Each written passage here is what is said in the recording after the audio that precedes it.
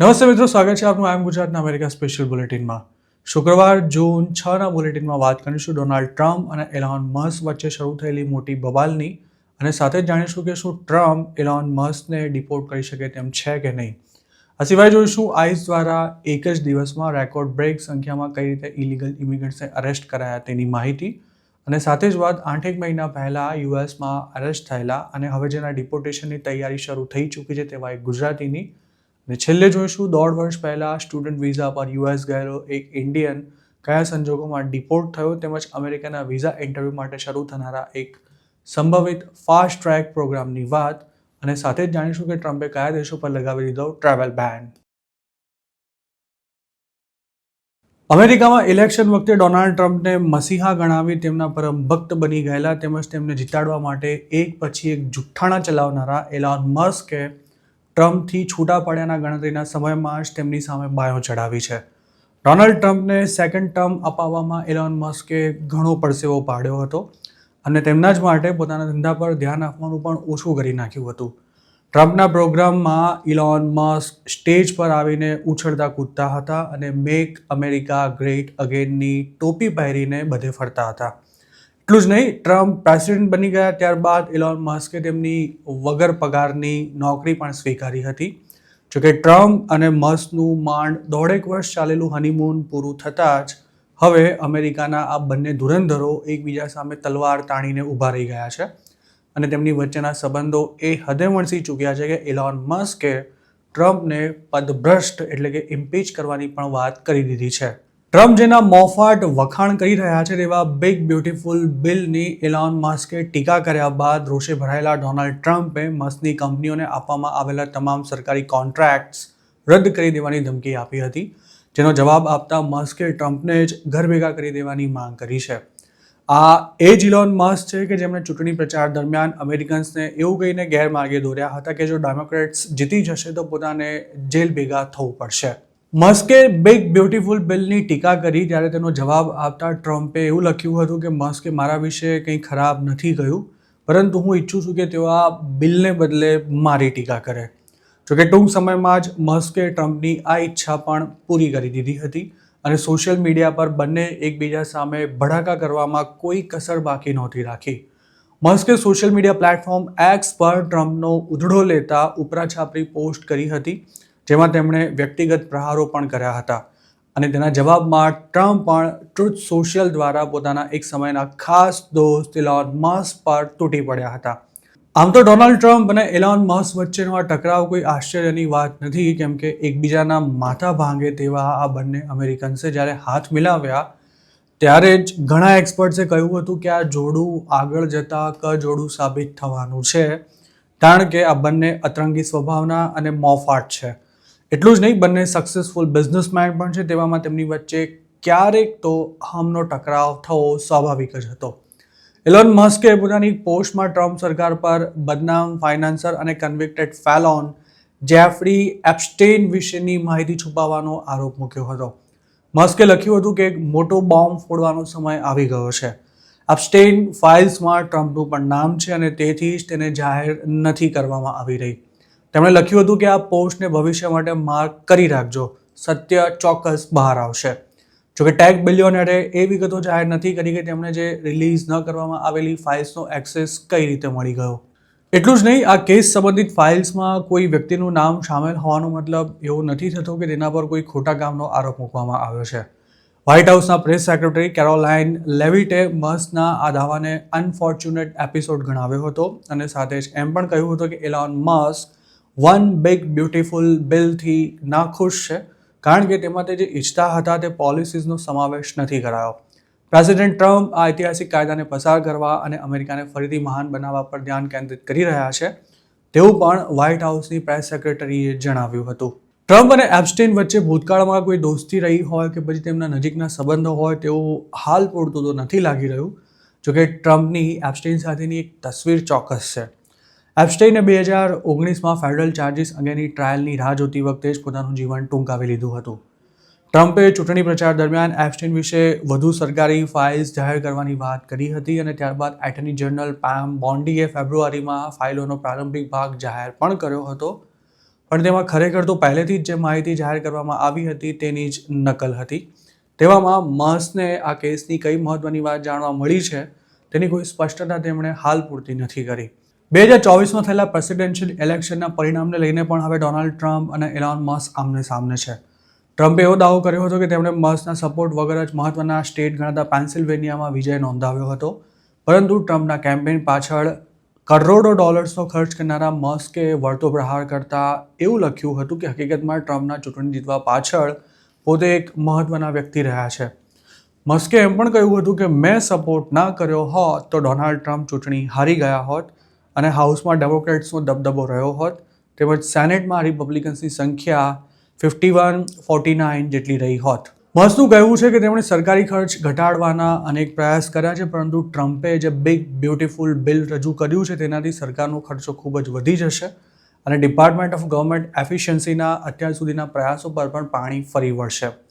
આ અંગે ટ્રમ્પે ટેસ્લાના CEO મસ્કને જવાબ આપતા એવું કહ્યું હતું કે તેમણે ઇલેક્ટ્રિક વ્હીકલ્સ અંગે જે પોલિસી બનાવી છે તેનાથી ઇલોન નારાજ છે અને ત્યારબાદ તેમણે મુશ્કેલી ઊભી કરવાનું શરૂ કર્યું હતું. ટ્રમ્પનો દાવો છે કે પોતે EV મેન્ડેટ કટ કર્યું ત્યારથી જ મસ્ક ગાંગા થઈ ગયા છે. જોકે મસ્કે પોતાની ભૂતકાળની કમેન્ટ્સ પર ધ્યાન દોરતા એવું જણાવ્યું હતું કે લો મેકર્સને EV ટેક્સ ક્રેડિટ લાગુ કરવાથી રોકવાનો પ્રયાસ તેમણે પોતે જ કર્યો હતો. આ ઉપરાંત ઇલોન મસ્ક એક જૂની વિડીયો ક્લિપ પણ શોધી લાવ્યા હતા જેમાં ટ્રમ્પે એવું કહ્યું હતું કે ઇલોન મસ્કે મારી પાસેથી બદલામાં કંઈ જ નથી માંગ્યું. મસ્ક જે બિલનો વિરોધ કરી રહ્યા છે તેનો ટ્રમ્પે જવાબ આપ્યો હતો અને એવું કહ્યું હતું કે ઇલોન મસ્ક આ બિલ સાથે કામ કરી રહ્યા હતા અને તેથી તે જાણતા હતા કે બિલમાં શું છે. જ્યારે બિલ તૈયાર કરવામાં આવી રહ્યું હતું ત્યારે તેમને કંઈ જ વાંધો નહોતો, પરંતુ અચાનક હવે તે તેનો વિરોધ કરી રહ્યા છે. જોકે મસ્કે ટ્રમ્પની આ વાત ખોટી ગણાવી હતી અને એક પોસ્ટમાં એવું લખ્યું હતું કે ટ્રમ્પે તેમને ક્યારે આ બિલ બતાવ્યું જ નહોતું. એટલું જ નહીં, તેને એટલી ઝડપથી પાસ પણ કરી દેવામાં આવ્યું કે કોંગ્રેસને પણ તે વાંચવાનો સમય ન મળી શક્યો. અમેરિકાને ફરી મહાન બનાવવાની વાતો કરનારા આ બંને દિગ્ગજો વચ્ચે શરૂ થયેલી આ ફાઇટ ક્યાં પહોંચશે તે માત્ર અમેરિકા જ નહીં પણ આખી દુનિયા જોવા માટે આતુર છે. અને આ પ્રકરણમાં કોણ કોને લાલ કલરની ટોપી પહેરાવી ગયું તે જાણવા પણ અમેરિકન્સ માથું ખંજવાળી રહ્યા છે. ઇલોન મસ્ક અને ડોનાલ્ડ ટ્રમ્પ જેવા મેચ્યોર અને પોતપોતાના ફિલ્ડના તુર્રમખાં હવે જાહેરમાં ગામડાની ડોશીઓની જેમ બાખડવાની સાથે એકબીજાનું ચીરહરણ પણ કરી રહ્યા છે. જોકે અમેરિકાની હાઈ પ્રોફાઇલ લડાઈમાં ઇલોન મસ્કના વિરોધી રિપબ્લિકન્સને હવે મોકળું મેદાન મળી ગયું છે અને ઘણા આ મોકાનો ફાયદો ઉઠાવી ટ્રમ્પની ચાપલૂસી કરવામાં પણ લાગી ગયા છે. ઇલોન મસ્કને ટ્રમ્પે માથે ચડાવ્યા ત્યારે પણ ઘણા રિપબ્લિકન્સે તે નહોતું ગમ્યું, પણ તે વખતે કોઈનામાં પણ ટ્રમ્પને ચેલેન્જ કરવાની હિંમત નહોતી. અત્યાર સુધી મૂંગા રહેલા રિપબ્લિકન્સ હવે પોતાની ભડાશ જાહેરમાં કાઢી રહ્યા છે અને એલોન મસ્ક તેમજ ડોનાલ્ડ ટ્રમ્પ વચ્ચે શરૂ થયેલી બબાલમાં વ્હાઇટ હાઉસના એક્સ ચીફ સ્ટ્રેટેજિસ્ટ સ્ટીવ બોને તો ઇલોન મસ્કને અમેરિકામાંથી ડિપોર્ટ જ કરી દેવાની વાત કરી નાખી છે. આ મહાશયની ડિમાન્ડ છે કે સરકારે એલોન મસ્કના ઇમિગ્રેશન સ્ટેટસનું ઇન્વેસ્ટિગેશન કરવું જોઈએ અને તેમને ડિપોર્ટ કરી દેવા જોઈએ. સાઉથ આફ્રિકામાં જન્મેલા એલોન મસ્ક એક ઇમિગ્રન્ટ તરીકે US આવ્યા હતા ત્યારે તેમણે વિઝાની શરતોનો ભંગ કર્યો હોવાનો આરોપ અગાઉ પણ લાગ્યો હતો, પરંતુ તે વખતે ટ્રમ્પના 4 હાથ પોતાના માથે હોવાથી મસ્કનું કોઈ કશું જ બગાડી નહોતું શક્યું. જોકે હવે એલોન મસ્કે દુનિયાના સૌથી શક્તિશાળી અને વગદાર માણસ સામે સીધો પંગો લીધો છે, ત્યારે આવનારા દિવસોમાં તેમની મુશ્કેલી કદાચ વધી પણ શકે છે. પોતાની સામે પડનારા માણસને સીધો દોર કરવા ટ્રમ્પ કઈ હદ સુધી જઈ શકે છે તે સૌ કોઈ જાણે છે અને તેથી જ અમેરિકામાં આગામી દિવસોમાં આ મુદ્દો પૂરેપૂરો છવાયેલો રહે તેવી પૂરી શક્યતા છે. ડોનાલ્ડ ટ્રમ્પ જો ધારે તો ઇલોન મસ્કને ડિપોર્ટ કરવા સુધીની કાર્યવાહી પણ કરી શકે છે, કારણ કે ભૂતકાળમાં આ મામલે તેમની સામે ખૂબ જ ગંભીર આક્ષેપ થઈ ચૂક્યા છે. ઇલોન મસ્કનો જન્મ જૂન 28, 1971 રોજ સાઉથ આફ્રિકાના પ્રિટોરિયામાં થયો હતો. તેમની માતા માય મસ્ક એક કેનેડિયન બોર્ન મોડેલ હતી અને તેના આધારે એલોન મસ્કે 1988માં કેનેડિયન સિટીઝનશિપ મેળવી હતી. મસ્ક 89માં કેનેડા શિફ્ટ થયા હતા અને ત્યાંની ક્વીન્સ યુનિવર્સિટીમાં અભ્યાસ કર્યો હતો. ત્યારબાદ તેમણે 92માં યુનિવર્સિટી ઓફ પેન્સિલ્વેનિયામાં ટ્રાન્સફર લીધી હતી અને ત્યાંથી 97માં તેમણે ફિઝિક્સ અને ઇકોનોમિક્સમાં બેચલર્સની ડિગ્રી મેળવી હતી. 53 વર્ષના એલોન મસ્ક 33 વર્ષ પહેલા યુનિવર્સિટી ઓફ પેન્સિલ્વેનિયામાં અભ્યાસ માટે J1 એક્સચેન્જ વિઝિટર વિઝા અથવા તો F1 સ્ટુડન્ટ વિઝા પર US આવ્યા હતા. મસ્કનો એવો દાવો છે કે તેમની પાસે J1 વિઝા હતા, જેના કારણે પોતે લિમિટેડ કામ કરી શકતા હતા. પરંતુ એક્સપર્ટ્સનું એવું કહેવું છે કે યુનિવર્સિટીઝમાં અભ્યાસ કરવા માટે સામાન્ય રીતે F1 વિઝાની જરૂર પડતી હોય છે. એલોન મસ્કે 95માં સ્ટેનફોર્ડના ગ્રેજ્યુએશન પ્રોગ્રામમાં પણ એડમિશન લીધું હતું, પરંતુ તે ત્યાં ભણવા માટે ક્યારેય ગયા જ નહોતા અને તેના બદલામાં તેમણે પોતાના ભાઈ કિમ્બલ સાથે મળીને Zip2 નામનું એક સ્ટાર્ટઅપ ઊભું કર્યું હતું, જે ખરેખર તો એક ઓનલાઈન બિઝનેસ ડિક્શનરી હતી. જોકે 2005ના એક ઈમેલમાં એવો ખુલાસો થયો હતો કે મસ્ક પાસે યુએસમાં રહેવા કોઈ લીગલ સ્ટેટસ ન હોવાને કારણે તેમણે સ્ટેનફોર્ડમાં અપ્લાય કર્યું હતું. ટ્રમ્પ 2.0માં ખુદ ટ્રમ્પ બાદ સૌથી ચર્ચાસ્પદ અને વિવાદાસ્પદ કોઈ ચહેરો હોય તો તે ઇલોન મસ્કનો છે અને ઇલેક્શન કેમ્પેઇન દરમિયાન ટ્રમ્પને તેમણે કરોડો ડોલર્સનું ફંડ પણ આપ્યું હતું, તેમજ તેમનો પ્રચાર પણ કર્યો હતો. ચૂંટણી જીતીને ટ્રમ્પે જ્યારે શપથ ગ્રહણ કર્યા ત્યારે તેમણે એલોન મસ્કની મન મૂકીને પ્રશંસા કરી હતી અને તેમને એક મહાન અમેરિકન પણ ગણાવી દીધા હતા. તેમજ ટ્રમ્પે ગાય વગાડીને જેનો જબરજસ્ત પ્રચાર કર્યો હતો તેવી ડોજની કમાન પણ એલોન મસ્કને સોંપવામાં આવી હતી, જેણે સરકારનો ખર્ચો ઓછો કરવાના નામે બેફામ કોસ્ટ કટિંગ કરી ટ્રમ્પને જ મુશ્કેલીમાં લાવી દીધા હતા. ટ્રમ્પ અને મસ્ક વચ્ચે બધું સમૂહસૂત્રું નથી ચાલી રહ્યું તેવો ગણગણાટ છેલ્લા ઘણા સમયથી થઈ રહ્યો હતો અને આ દરમિયાન ટ્રમ્પના મહત્વાકાંક્ષી વન બિગ બ્યુટીફુલ બિલ પર એલોન મસ્કે કરેલી કમેન્ટ્સને કારણે બંને વચ્ચેના મતભેદ જાહેર થઈ ગયા હતા. હવે ટ્રમ્પે મસ્કની કંપનીઓને આપવામાં આવેલા બિલિયન્સ ઓફ ડોલર્સના ગવર્મેન્ટ કોન્ટ્રાક્ટ્સ પણ રદ કરી દેવાની ધમકી આપી છે, જ્યારે મસ્કે કહ્યું છે કે ટ્રમ્પને જ ઇમ્પીચ કરી દેવા જોઈએ, જેના કારણે હવે ટ્રમ્પના કટ્ટર સમર્થકો અને રિપબ્લિકન્સ મસ્કની પાછળ હાથ ધોઈને પડી ગયા છે.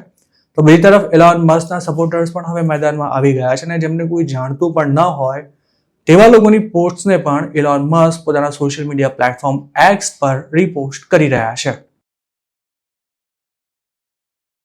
યુએસમાં આઈસ દ્વારા રોજે રોજ અરેસ્ટ કરાઈ રહેલા અનડોક્યુમેન્ટેડ ઇમિગ્રન્ટ્સનો આંકડો સતત વધી રહ્યો છે. એક લેટેસ્ટ રિપોર્ટ અનુસાર એજન્સીએ જૂન 3ના રોજ રેકોર્ડ 2200થી પણ વધુ ઇમિગ્રન્ટ્સને જેલ ભેગા કરી દીધા હતા. એજન્સીના એક પ્રવક્તાએ પણ આ આંકડાની પુષ્ટિ કરી છે. અરેસ્ટ કરવામાં આવેલા મોટાભાગના લોકો આઈસના અલ્ટરનેટિવ ટુ ડિટેન્શન એટલે કે ATD પ્રોગ્રામમાં રજિસ્ટર્ડ હતા. આ પ્રોગ્રામમાં પબ્લિક સેફટી માટે ખતરો ન હોય તેવા અનડોક્યુમેન્ટેડ ઇમિગ્રન્ટ્સને એન્કલ મોનિટર, સ્માર્ટફોન એપ્સ અને અન્ય જીઓલોકેટિંગ પ્રોગ્રામ્સ મારફતે આઈસ દ્વારા ટ્રેક કરવામાં આવતા હોય છે. આ ઉપરાંત રિલીઝ કરવામાં આવેલા આ ઇલીગલ ઇમિગ્રન્ટ્સને સમયાંતરે આઈસમાં હાજરી પુરાવા માટે પણ જવાનું ફરજિયાત હોય છે. યુએસમાં છેલ્લા 2-4 મહિનામાં ગયેલા ઘણા ગુજરાતીઓને પણ એન્કલ મોનિટર એટલે કે કડું પહેરાવીને રિલીઝ કરાયા છે, પરંતુ હવે આ લોકો પર ડિપોર્ટેશનનો ખતરો મંડરાઈ રહ્યો છે. આગે એક્સપર્ટ્સનું પણ એવું કહેવું છે કે આઈસે એક નવી ટ્રીક અપનાવી છે, જેના કારણે અરેસ્ટની સંખ્યામાં ઉછાળો આવ્યો છે. અમેરિકાના અમુક ઇમિગ્રેશન એટર્નીઝે આ અંગે NBC ન્યૂઝ સાથે વાત કરતા જણાવ્યું હતું કે ATD પર રહેલા તેમના કેટલાક ક્લાયન્ટ્સને આઈસ દ્વારા ટેક્સ્ટ મેસેજ મોકલવામાં આવ્યા હતા અને તેમને શેડ્યુલ પહેલા જ આઈસની ઓફિસમાં ચેક ઇન કરવા પણ કહેવામાં આવ્યું હતું અને તેઓ જ્યારે ત્યાં પહોંચ્યા ત્યારે તેમને કંઈ જ કારણ આપ્યા વિના સીધા અરેસ્ટ કરી લેવામાં આવ્યા હતા. બુધવારના રોજ શિકાગોમાં જે ડઝનબંધ ઇલીગલ ઇમિગ્રન્ટ્સને અરેસ્ટ કરાયા હતા તે તમામ પણ આઈસની ઓફિસમાં હાજરી પુરાવવા માટે જ આવ્યા હતા. આ સિવાય ન્યુયોર્ક સિટી આઈસ ઓફિસમાં ચેક ઇન માટે આવેલા 7 લોકોને હથકડી પહેરાવીને બહાર લઈ જવામાં આવ્યા હતા. એક્સપર્ટ્સનું માની તો અનડોક્યુમેન્ટેડ ઇમિગ્રન્ટ્સ માટે હાલ ઘણો જ મુશ્કેલ સમય છે, કેમ કે જો તે આઈસની ઓફિસમાં હાજર રહે તો તેમને હથકડી પહેરાવીને અરેસ્ટ કરી લેવામાં આવશે અને કસ્ટડીમાં પણ મોકલી દેવાશે અને જો તે અપોઇન્ટમેન્ટ ચૂકી જશે તો પણ તેમનું ડિપોર્ટેશન આપમેળે જ ફાઇનલ થઈ જશે. આમ આઈસ દ્વારા હાલ જેમને ટ્રેક કરવામાં આવી રહ્યા છે તેવા ઇમિગ્રન્ટ્સ બંને બાજુથી ફસાયા છે. એન્કલ મોનિટર ધરાવતા અને અપોઇન્ટમેન્ટ માટે આવેલા ઇમિગ્રન્ટ્સની ધરપકડ અંગે આઈસના પ્રવક્તાએ એવું જણાવ્યું હતું કે જે લોકોને અરેસ્ટ કરવામાં આવ્યા છે તેમના ફાઇનલ રિમૂવલ ઓર્ડર્સ આવી ગયા હતા અને તેથી જ આઈસે ઇમિગ્રેશન જજના આદેશનું પાલન કરતા આ કામગીરી કરી છે. જોકે ઘણા લોયર્સનો એવો દાવો છે કે તેમના ક્લાયન્ટ્સના ફાઇનલ રિમૂવલ ઓર્ડર ઇસ્યુ થયા જ નહોતા. તો બીજી તરફ હવે અસાયલમના કેસની હિયરિંગ માટે ઇમિગ્રેશન કોર્ટમાં હાજર થતા ઇમિગ્રન્ટ્સને પણ આઈસના એજન્ટ્સ ઉઠાવી ગયાની ઘટનાઓ વધી રહી છે. આઈસના જ ડેટા પ્રમાણે મે 31ની સ્થિતિએ એજન્સી દ્વારા 20,000થી પણ વધુ એન્કલ મોનિટર્સનો ઉપયોગ કરવામાં આવી રહ્યો હતો અને ATD પર રખાયેલા 98.5% લોકો ચેક ઇન માટે રેગ્યુલરલી આવતા પણ હતા. જોકે હવે એજન્સી પોતાનો ટાર્ગેટ પૂરો કરવા માટે આવા લોકોને સીધા જ શિકાર બનાવી રહી છે. ડોનાલ્ડ ટ્રમ્પ જે સ્કેલ પર ઈચ્છે છે તે રીતે અરેસ્ટ વધારવા માટે આઈસ પાસે પૂરતા પ્રમાણમાં રિસોર્સિસ નથી અને તેથી તેણે પોતાની કાર્યવાહીને આક્રમક બનાવવા માટે અન્ય ફેડરલ લો એન્ફોર્સમેન્ટ એજન્સીમાંથી 5,000થી પણ વધુ એજન્ટ્સને બોલાવી મેનફોર્સમાં વધારો કર્યો છે. આ સિવાય નાના મોટા ગુનામાં જેલમાં બંધ હોય તેવા ઇલીગલ ઇમિગ્રન્ટ્સને પણ આઈસ દ્વારા અરેસ્ટ કરવામાં આવી રહ્યા છે. યુએસમાં હવે વર્ક પ્લેસીસ પર પણ રેડ થવાનું પ્રમાણ ખૂબ જ વધી ગયું છે અને ખાસ તો આઈસને જે ટિપ્સ મળી રહી છે તેના પર ત્વરિત કાર્યવાહી કરવામાં આવી રહી છે, જેમાં એવા લોકેશન્સને ખાસ ટાર્ગેટ બનાવાઈ રહ્યા છે કે જ્યાં અનડોક્યુમેન્ટેડ ઇમિગ્રન્ટ્સની ખાસી વસ્તી છે. કંટકીમાં સપ્ટેમ્બર 2024માં અરેસ્ટ થયેલા એક ગુજરાતીને આઈસ દ્વારા કસ્ટડીમાં લઈ તેને ડિપોર્ટ કરવાની કાર્યવાહી શરૂ કરવામાં આવી છે. કેતન ભરતકુમાર પટેલ નામના 30 વર્ષના આ ગુજરાતીની કંટકીના બર્ડ્સ ટાઉનમાં અવયસ્ક છોકરી સાથે અણછાતી હરકત કરવાના આરોપમાં ધરપકડ કરવામાં આવી હતી. આઈસ દ્વારા કેતનને પોતાની કસ્ટડીમાં લેવાયો હોવાની માહિતી આપતા એવું જણાવાયું હતું કે તેના પર અવયસ્ક છોકરી સાથે જાતીય દુર્વ્યવહાર, અનલોફુલ ઇમ્પ્રિઝનમેન્ટ અને અનલોફુલ ટ્રાન્ઝેક્શનનો આરોપ છે અને આઈસ શિકાગો દ્વારા તેની ધરપકડ કરવામાં આવી છે. કેતન એક ગેસ સ્ટેશનમાં કામ કરતો હતો અને તેના પર 17 વર્ષની એક છોકરી સાથે જબરજસ્તી કરવાનો આરોપ હતો. કેતન પટેલ સપ્ટેમ્બર 2024માં અરેસ્ટ થયો હતો. તેણે પોતાના ગેસ સ્ટેશનમાં આવેલી વિક્ટીમને ફ્રીમાં વેબ આપ્યા બાદ તેને ફ્રીઝર એરિયામાં ખેંચી જવાનો પ્રયાસ કર્યો હતો. જોકે તે વખતે વિક્ટીમે કેતનની પકડમાંથી છૂટવા તેની સાથે ઝપાઝપી કરી હતી અને ત્યારબાદ તે ગેસ સ્ટેશનમાંથી ભાગી ગઈ હતી. વિક્ટીમે ઘરે જઈ પોતાના પેરેન્ટ્સને કેતનની હરકત અંગે જાણ કરતા તેમણે આ મામલે પોલીસ રિપોર્ટ ફાઇલ કર્યો હતો અને ત્યારબાદ આરોપીની ધરપકડ કરવામાં આવી હતી અને ત્યારથી જ તે લગભગ જેલમાં બંધ છે. કેતન પટેલ લ્યુઇસવિલ રોડ પર આવેલા ક્વિકમાં ગેસ સ્ટેશન પર કામ કરતો હતો. જે છોકરીને તેણે બાથમાં લેવાનો પ્રયાસ કર્યો હતો તે કેતનના ગેસ સ્ટેશન પર ગેસ પુરાવા તેમજ અમુક વસ્તુઓ ખરીદવા માટે રેગ્યુલરલી આવતી રહેતી હતી. યુએસમાં રેગ્યુલર કસ્ટમર્સ ખાસા ફ્રેન્ડલી રહેતા હોય છે, પરંતુ કેતન પટેલે તેનો ઊંધો મતલબ કાઢી ફ્રીમાં વેબ આપવાની સાથે આ છોકરીનો ફાયદો ઉઠાવવાનો પ્રયાસ કર્યો હતો. પોલીસ રિપોર્ટ અનુસાર ઘટના બની ત્યારે એટલે કે સપ્ટેમ્બર 14ના રોજ વિક્ટીમ ગેસ પુરાવ્યા બાદ જઈ રહી હતી. તે વખતે કેતને તેને ઇશારો કરી સ્ટોરની અંદર બોલાવી હતી અને ત્યારબાદ તેને છાતીના ભાગેથી પકડી લઈ તેને બાથમાં લેવાનો પ્રયાસ પણ કર્યો હતો. કેતન પટેલ પોતે બર્ડ્સ ટાઉનમાં રહેતો હતો અને તેના પર લાગેલા ચાર્જીસ ખૂબ જ ગંભીર હોવાથી તેને બોન્ડ પર પણ છોડવામાં નહોતો આવ્યો. તેણે વિક્ટીમને પકડીને ખેંચવાનો પ્રયાસ કર્યો હતો. તેના કારણે તેની સામે અનલોફુલ ઇમ્પ્રિઝનમેન્ટ એટલે કે ગેરકાયદે રીતે ગોંધી રાખવાનો ચાર્જ પણ લગાડી દેવાયો હતો. કેતનના ઇમિગ્રેશન સ્ટેટસની વિગતો ભલે જાહેર ન કરાઈ હોય, પરંતુ એવી પૂરી શક્યતા છે કે તે યુએસમાં ઇલીગલી રહેતો હતો અને એટલે જ હવે આઈસ દ્વારા તેની ધરપકડ કરાયા બાદ તેને ડિપોર્ટ કરવાની કાર્યવાહી શરૂ કરવામાં આવી છે. અમેરિકામાં કેતન પટેલ જેવા ઘણા ગુજરાતીઓ આ પ્રકારના કેસમાં હાલ જેલની હવા ખાઈ રહ્યા છે અને આ તમામનો હવે ડિપોર્ટેશનમાં ગમે ત્યારે નંબર લાગી શકે છે. કેતન સામે જે ચાર્જીસ લગાવાયા હતા તે પુરવાર ન થયા હોવા છતાં પણ આઈસ દ્વારા તેને કસ્ટડીમાં લઈ ડિપોર્ટ કરવાની કાર્યવાહી શરૂ કરી દેવાઈ છે. આમ તો તેની સામે જે ગુના દાખલ કરાયા છે તે ખૂબ જ સિરિયસ છે અને જો તે કોર્ટમાં પુરવાર થાય તો કેતનને ઘણો લાંબો સમય જેલમાં રહેવું પડી શકે છે. આવી મેટરમાં કેસ લડવા માટે પણ ઘણો ખર્ચો કરવો પડે છે અને જેલની સજાને ટાળવા માટે પણ ઘણા આરોપી ડિપોર્ટેશન માટે તૈયાર થઈ જતા હોય છે, જેથી તેમને અમેરિકાની બહાર મોકલવા પણ આસાન રહે છે. ખાસ તો રિપબ્લિકન સ્ટેટમાં કોઈ ક્રાઇમ કરતા પકડાતા ઇમિગ્રન્ટ્સને આઈસ બારોબાર કસ્ટડીમાં લઈ રહી છે અને જો તેમની સામેના ચાર્જીસ ગંભીર હોય તો તેમને ડિપોર્ટેશન સુધી જેલમાંથી છોડવામાં પણ નથી આવતા. જો તમારો એકેડમિક રેકોર્ડ સારો હોય તો અમેરિકાના સ્ટુડન્ટ વિઝા મળવામાં લગભગ કોઈ સમસ્યા નથી આવતી, પણ જે લોકો યોગ્ય ક્વોલિફિકેશન ન ધરાવતા હોય તેમને વિદેશ મોકલવા માટે એજન્ટ્સ પૈસા લઈને જુદી જુદી યુનિવર્સિટીઝની ફેક ડિગ્રીઝ અને સર્ટિફિકેટ બનાવી આપતા હોય છે. ઇન્ડિયામાં આ ધંધો ઘણો મોટા પાયે ચાલે છે અને આવી જ રીતે ફેક ડિગ્રી સર્ટિફિકેટ મેળવીને યુએસ સ્ટડી માટે ગયેલા એક ઇન્ડિયન સ્ટુડન્ટને ડિપોર્ટ કરી દેવાયો છે, જેની હૈદરાબાદ એરપોર્ટ પર લેન્ડ થતાં જ ધરપકડ કરી લેવામાં આવી હતી. તેલંગાણાના 29 વર્ષના આ સ્ટુડન્ટે કરેલી કબૂલાતના આધારે પોલીસે ફેક ડોક્યુમેન્ટ તૈયાર કરી આપતી એક ઓવરસીઝ એજ્યુકેશન કન્સલ્ટન્સીના મેનેજિંગ ડિરેક્ટરની પણ ધરપકડ કરી લીધી છે અને આ વ્યક્તિએ પોતે આ રીતે 15 સ્ટુડન્ટ્સને અમેરિકા મોકલ્યા હોવાની કબૂલાત કરી છે. તેલંગાણાનો ગોપાલ રેડ્ડી નામનો આ સ્ટુડન્ટ સપ્ટેમ્બર 28, 2023ના રોજ અમેરિકા ગયો હતો. યુએસના વિઝા માટે તેણે મદુરાઈ કામરાજ યુનિવર્સિટીની BSc કમ્પ્યુટર સાયન્સની ફેક ડિગ્રી રજૂ કરી હતી અને તેના આધારે તેને અમેરિકાના મિઝોરી સ્ટેટની વેબસ્ટર યુનિવર્સિટીમાં માસ્ટર્સ ડિગ્રીમાં એડમિશન પણ મળી ગયું હતું. હૈદરાબાદ પોલીસના જણાવ્યા અનુસાર ગોપાલ રેડ્ડી ફેક ડોક્યુમેન્ટ્સ પર અમેરિકા ગયો હતો અને ત્યાં 15 મહિના રોકાયા બાદ 2024માં તે ઇન્ડિયા પાછો પણ આવ્યો હતો. ત્યારબાદ તે મે 2025માં ફરી અમેરિકા ગયો હતો, પરંતુ તે વખતે તેનું સેવિસ સ્ટેટસ ઇનએક્ટિવ કરી દેવાયું હોવાથી તેને ડલાસ એરપોર્ટ પરથી જ ડિપોર્ટ કરી દેવાયો હતો.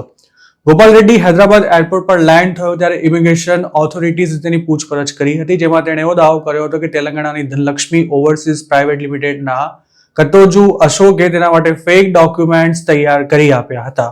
એજન્ટ અશોકે વર્ષ 2020થી અત્યાર સુધીમાં 15થી વધુ સ્ટુડન્ટ્સને ફેક સર્ટિફિકેટ બનાવી આપ્યા હોવાની અને તેમને વિદેશ પણ મોકલી દીધા હોવાની કબૂલાત કરી છે, જેના માટે તેણે દરેક સ્ટુડન્ટ્સ પાસેથી 80,000 રૂપિયાથી લઈને 1 લાખ સુધીની રકમ લીધી હતી તેવું પોલીસે જણાવ્યું છે. જોકે સ્ટુડન્ટ્સ પાસેથી અશોકે લીધેલું એકચ્યુઅલ પેમેન્ટ ઘણું વધારે પણ હોઈ શકે છે. પોલીસે તપાસ દરમિયાન કટોજુ અશોકની ઓફિસમાંથી મદુરાઈ કામરાજ અને ઓસ્માનિયા યુનિવર્સિટીની 150 જેટલી નકલી માર્કશીટ્સ, પ્રોવિઝન સર્ટિફિકેટ્સ અને રેકમેન્ડેશન લેટર્સ મળ્યા હતા. સૂત્રોનું માનીએ તો ફેક ડિગ્રી સર્ટિફિકેટ્સ ઉપરાંત તેલંગાણામાં પાસપોર્ટમાં ફોટોગ્રાફ સહિતની વિગતો ચેન્જ કરવાનું કામ પણ મોટા પાયે થાય છે અને ગુજરાતના ઘણા એજન્ટ્સ પણ ત્યાં કોન્ટેક્ટ્સ ધરાવે છે. આમ તો ગુજરાતમાંથી પણ અત્યાર સુધી ઘણા સ્ટુડન્ટ્સ ફેક ડિગ્રીઝ અને ફેક ડોક્યુમેન્ટ્સના આધારે અમેરિકાના સ્ટુડન્ટ વિઝા મેળવવામાં સફળ થઈ ગયા છે અને તેમના પર પણ કાર્યવાહીની તલવાર લટકી જ રહી છે. 2024માં આ મામલે દિલ્હી સ્થિત અમેરિકન એમ્બેસીએ કડીના એજન્ટ અને ફેક સર્ટિફિકેટ રજૂ કરનારી 2 યુવતીઓ સામે પોલીસ ફરિયાદ પણ નોંધાવી હતી. ફેક એજ્યુકેશનલ ડોક્યુમેન્ટ્સ ઉપરાંત યુએસ જવા માટે જે બેંક બેલેન્સ બતાવવું પડે છે, તેમાં પણ લોકો એજન્ટોની મદદથી મોટી ગોલમાલ કરતા હોય છે. જોકે ટ્રમ્પના આવ્યા બાદ હવે આવા ખેલ કરીને અમેરિકા જનારા લોકોને ડિપોર્ટ કરવામાં આવે તેવી પૂરેપૂરી શક્યતા છે, જેથી વિઝા મળતા જ એજન્ટને પેમેન્ટ કરનારા લોકોને લાખો રૂપિયાનું નુકસાન પણ થઈ શકે છે. ફેક ડોક્યુમેન્ટ્સ પર સ્ટુડન્ટ વિઝા લઈને અમેરિકા જનારા મોટાભાગના ગુજરાતીઓ ત્યાં જ રહી જનારા હોય છે અને અમેરિકામાં ભણવાને બદલે તેઓ ઇલીગલી જોબ કરવા લાગે છે, તેમજ અસાયલમનો કેસ કરીને કે પછી યુ વિઝાનું સેટિંગ પાડી યુએસમાં લાંબા સમય કે પછી કાયમ માટે રહેવાની ગોઠવણ પણ કરી લેવાતી હોય છે. ઇન્ડિયામાં રહેતા કોઈ વ્યક્તિને જો હાલ અમેરિકાના વિઝા લેવા હોય તો તેને ઓછામાં ઓછું 1 વર્ષ સુધી રાહ જોવી પડે તેવી સ્થિતિ છે. તો બીજી તરફ અમેરિકાના દરેક પ્રકારના વિઝાનો રિજેક્શન રેટ પણ ખાસો વધી ગયો છે અને જેમની પાસે વિઝા છે તેવા પણ અમુક લોકોને યુએસના એરપોર્ટ પરથી જ પાછા પણ મોકલાઈ રહ્યા છે કે પછી તેમના વિઝા રિન્યૂ કરવાનો ઇનકાર કરવામાં આવી રહ્યો છે. આ સિવાય અમેરિકામાં હાલ જે માહોલ પ્રવર્તી રહ્યો છે તેના કારણે પણ યુએસ ફરવા કે પછી ભણવા જતા લોકોની સંખ્યામાં ધરખમ ઘટાડો નોંધાયો છે. તેવામાં હવે ટ્રમ્પ સરકાર ફાસ્ટ ટ્રેક ટુરિસ્ટ વિઝાનો એક પ્લાન બનાવી રહી છે, જેમાં $1,000 ફી ચૂકવીને વિઝા ઇન્ટરવ્યૂ માટે 1 થી 1.5 વર્ષ રાહ જોવાને બદલે ફટાફટ બધી જ પ્રોસેસ પૂરી કરી શકાશે. યુએસ ઓફિશિયલ્સ અને ઇન્ટરનલ સ્ટેટ ડિપાર્ટમેન્ટ મેમો પ્રમાણે ટ્રમ્પ એડમિનિસ્ટ્રેશન ટુરિસ્ટ્સ અને અન્ય નોન ઇમિગ્રન્ટ વિઝા એપ્લિકન્ટ્સ માટે ઝડપી ઇન્ટરવ્યૂ અપોઇન્ટમેન્ટ મેળવવા $1,000ની ફી લેવાનું વિચારી રહ્યું છે. હાલમાં ટુરિસ્ટ અને અન્ય નોન ઇમિગ્રન્ટ વિઝા પ્રોસેસ માટે માત્ર $185 ફી લેવામાં આવે છે, પરંતુ $1,000 ફી ચૂકવીને ટુરિસ્ટ અને non immigrant visa applicants visa interview માટેના લાંબા વેઇટિંગ પીરિયડને ટાળી શકશે. રોયટર્સના એક રિપોર્ટ પ્રમાણે ટ્રમ્પ ડિસેમ્બર સુધીમાં અંગેનો પાયલટ પ્રોજેક્ટ શરૂ કરી શકે છે. જોકે ગવર્મેન્ટ લોયર્સે પ્લાનના જોખમ અંગે પણ ચેતવણી આપી છે. સ્ટેટ ડિપાર્ટમેન્ટની લીગલ ટીમનું એવું કહેવું છે કે આ પ્લાનને વ્હાઇટ હાઉસ બજેટ ઓફિસ દ્વારા રિજેક્ટ કરવામાં આવે અથવા તો કોર્ટ દ્વારા તેને બ્લોક કરી દેવાય તેવી પૂરી શક્યતા છે, કારણ કે સર્વિસ પ્રોવાઈડ કરવા માટેની જે કોસ્ટ નક્કી કરવામાં આવી હોય તેનાથી વધારે ફી લેવી તે અમેરિકાની સુપ્રીમ કોર્ટ દ્વારા નક્કી કરવામાં આવેલા ધારાધોરણોની વિરુદ્ધમાં છે. આ મેમો અંગે સ્ટેટ ડિપાર્ટમેન્ટના પ્રવક્તાએ એવું જણાવ્યું હતું કે ડિપાર્ટમેન્ટ ઇન્ટરનલ ડોક્યુમેન્ટ્સ અને કોમ્યુનિકેશન પર કમેન્ટ નથી કરતું. જોકે આ સાથે તેમણે એમ પણ કહ્યું હતું કે વિઝા પ્રોસેસને ઝડપી બનાવવા તથા કામકાજમાં સુધારો કરવા માટે ડિપાર્ટમેન્ટ સતત કામ કરતું રહે છે. અમેરિકાની સરકારે જાહેર કરેલા આંકડા અનુસાર સ્ટેટ ડિપાર્ટમેન્ટે ફાઇનાન્શિયલ યર 2023માં 10.4 નોન ઇમિગ્રન્ટ વિઝા ઇસ્યુ કર્યા હતા, જેમાં 5.9 મિલિયન ટુરિસ્ટ વિઝાનો પણ સમાવેશ થાય છે. અમેરિકન ઇકોનોમીમાં ટુરિઝમનું ઘણું જ મહત્વનું યોગદાન છે, પરંતુ ટ્રમ્પ જે રીતે ઇમિગ્રેશન પોલિસીસને ઇમ્પ્લિમેન્ટ કરી રહ્યા છે તેના કારણે યુએસ આવતા ઇન્ટરનેશનલ ટ્રાવેલર્સની સંખ્યામાં મોટો ઘટાડો નોંધાયો છે અને તેના લીધે યુએસની હોસ્પિટાલિટી ઇન્ડસ્ટ્રીને પણ અબજો ડોલરનું નુકસાન થઈ રહ્યું છે. ટ્રમ્પ પોતાના પોલિટિક્સના ભાગરૂપે ઇમિગ્રન્ટ સામે કડક કાર્યવાહી કરી રહ્યા છે, પણ તેને લીધે અમેરિકાની ઇકોનોમી પ્રભાવિત થઈ રહી છે. તેવામાં તેમના પર રેવન્યુ વધારવાનું પણ પ્રેશર છે. તેના માટે ટ્રમ્પ અગાઉ $5 મિલિયન ગોલ્ડ કાર્ડ વેચવાની જાહેરાત પણ કરી ચૂક્યા છે, જેમાં યુએસમાં 5 મિલિયન ઇન્વેસ્ટ કરનારાને કોઈ રાહ જોયા વિના સીધી પરમેનન્ટ રેસિડેન્સી મળી જશે. ટ્રમ્પનો દાવો છે કે ગોલ્ડ કાર્ડથી અમેરિકામાં અબજો ડોલર્સનું ઇન્વેસ્ટમેન્ટ આવશે, પરંતુ ગોલ્ડ કાર્ડનું વેચાણ હજુ સુધી શરૂ નથી થયું. તેવી જ રીતે ટ્રમ્પ હવે $1,000 ફટાફટ વિઝા અપોઇન્ટમેન્ટ આપીને પણ જંગી કમાણી કરવાનો ઈરાદો ધરાવે છે, પરંતુ કમાણીનો આ શોર્ટકટ તેમના ધાર્યા પ્રમાણે આસાન પણ નહીં હોય. આ ઉપરાંત $1,000 આપ્યા બાદ પણ અમેરિકાના વિઝા મળી જ જશે તેવી કોઈ ગેરંટી કદાચ નહીં મળે, જેથી હાલના માહોલમાં યુએસ જવા કોણ $1,000 આપી વિઝા ઇન્ટરવ્યૂ અપોઇન્ટમેન્ટ લેશે તે પણ એક સવાલ છે. બીજી વાર પ્રેસિડેન્ટ બન્યાના 5.5 મહિના બાદ આખરે ડોનાલ્ડ ટ્રમ્પે 12 દેશોના નાગરિકોને કોઈપણ પ્રકારના વિઝા આપવાનું બંધ કરવાનો, જ્યારે 7 દેશોના નાગરિકોના પ્રવેશ પર આંશિક પ્રતિબંધ મૂકવાનો નિર્ણય લીધો છે. કોલોરાડોમાં થયેલા એક અટેક બાદ રાષ્ટ્રીય સુરક્ષાનું કારણ આગળ ધરી ટ્રમ્પ સરકારે ટ્રાવેલ બેનની જાહેરાત કરી છે, અને તેમાં આવરી લેવાયેલા મોટાભાગના દેશો મુસ્લિમ છે. આ અંગે વ્હાઇટ હાઉસે એક સ્ટેટમેન્ટમાં જણાવ્યું હતું કે આ જાહેરાત એવા 12 દેશોના નાગરિકોના પ્રવેશને સંપૂર્ણપણે પ્રતિબંધિત અને મર્યાદિત કરે છે કે જેમના અમેરિકા આવવાથી દેશની સુરક્ષા સામે જોખમ ઊભું થઈ શકે છે. ટ્રમ્પ સરકારે જે દેશોના નાગરિકો પર અમેરિકામાં પ્રવેશવા પર સંપૂર્ણ પ્રતિબંધ લગાવ્યો છે તેમાં Afghanistan, Myanmar, Chad, Congo Republic, Equatorial Guinea, Eritrea, Haiti, Iran, Libya, Somalia, Sudan અને યમનનો સમાવેશ થાય છે, જ્યારે Burundi, Cuba, Laos, Sierra Leone, Togo, Turkmenistan અને વેનેઝુએલાના નાગરિકોની અમેરિકામાં એન્ટ્રી પર આંશિક પ્રતિબંધ લગાવાયો છે. આ બેન જૂન 9, 2025થી અમેરિકાના સમય અનુસાર મધરાત્રે 12:01 અમલમાં આવી જશે. પ્રેસિડેન્ટના ઓર્ડરમાં એવી પણ સ્પષ્ટતા કરાઈ છે કે આ તારીખ પહેલા આપવામાં આવેલા વિઝા રદ નહીં કરવામાં આવે. ટ્રમ્પે તેમના પહેલા કાર્યકાળમાં પણ 7 મુસ્લિમ દેશો Iran, Iraq, Syria, Sudan, Libya, Somalia અને યમનના નાગરિકો પર સંપૂર્ણ એન્ટ્રી બેન લગાવી દીધો હતો. આ પોલિસીને વર્ષ 2018માં સુપ્રીમ કોર્ટની મંજૂરી મળી તે પહેલા તેમાં ઘણી વખત ફેરફાર પણ કરાયો હતો. જોકે ડેમોક્રેટિક પ્રેસિડેન્ટ જો બાઇડને વર્ષ 2021માં આ બેનને રદ કરી દીધો હતો.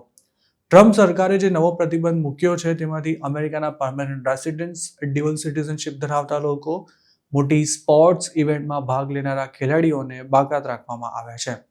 આ સિવાય અફઘાનિસ્તાન અને ઈરાનમાં અત્યાચારનો ભોગ બનેલા લોકોને પણ અમેરિકામાં એન્ટ્રી મળી શકશે. આફ્રિકન યુનિયનના કમિશને આ ટ્રાવેલ બેનને કારણે એજ્યુકેશનલ એક્સચેન્જ, કોમર્શિયલ પાર્ટનરશિપ અને ડિપ્લોમેટિક રિલેશન્સ પર પડનારા સંભવિત નકારાત્મક પ્રભાવ અંગે ચિંતા વ્યક્ત કરી છે. તો આફ્રિકન દેશ ચાડના પ્રેસિડેન્ટ ઇદ્રીસ ડેબીએ અમેરિકાએ લગાવેલા ટ્રાવેલ પ્રતિબંધના જવાબમાં તેમની સરકારને અમેરિકન સિટીઝનને વિઝા ઇસ્યુ કરવાનું બંધ કરવાનો આદેશ આપી દીધો છે. જ્યારે કોંગો રિપબ્લિકના સરકારના પ્રવક્તા થિયરી મોંગલ્લાએ આ અંગે એવું જણાવ્યું હતું કે તેમના દેશને ટ્રાવેલ બેનના લિસ્ટમાં સામેલ કરવો એક મિસઅન્ડરસ્ટેન્ડિંગ છે. તેમનું એમ પણ કહેવું હતું કે કોંગો આતંકવાદી દેશ નથી અને ન તો કોંગોમાં આતંકવાદીઓને શરણ પણ આપવામાં આવે છે, તેમજ કોઈ આતંકવાદી પ્રવૃત્તિમાં આ દેશનું નામ પણ અત્યાર સુધી ક્યારે બહાર નથી આવ્યું. 9/11 બાદ યુએસમાં કોઈ મોટું ટેરર અટેક નથી થયો. જો કે કોલોરાડોમાં જે ઘટના તાજેતરમાં બની હતી તેને એક ટેરર અટેક ગણીને તેની તપાસ કરવામાં આવી રહી છે.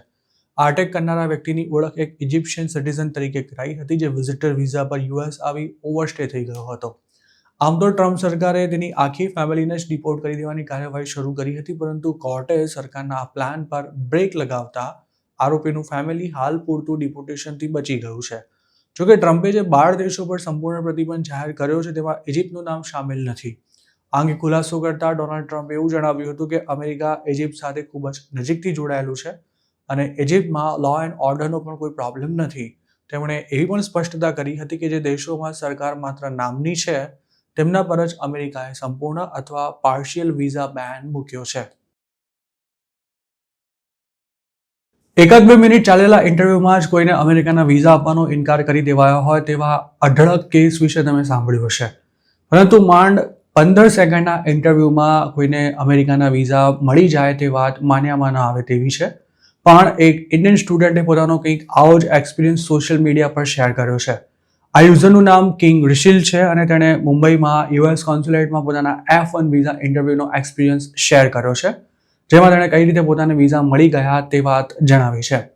આ યુવકે પોતાનો અનુભવ રેડિટ પર શેર કરતા હળવા ટોનમાં એવું લખ્યું હતું કે વિઝા ઇન્ટરવ્યૂ દરમિયાન કોન્સ્યુલર ઓફિસર સાથે ફક્ત 10 સેકન્ડ જ વાતચીત થઈ હતી અને બાદમાં ઓફિસરે 5 સેકન્ડ કમ્પ્યુટર પર ટાઈપ કરવામાં પસાર કરી હતી અને તેના વિઝા અપ્રૂવ થઈ ગયા હતા.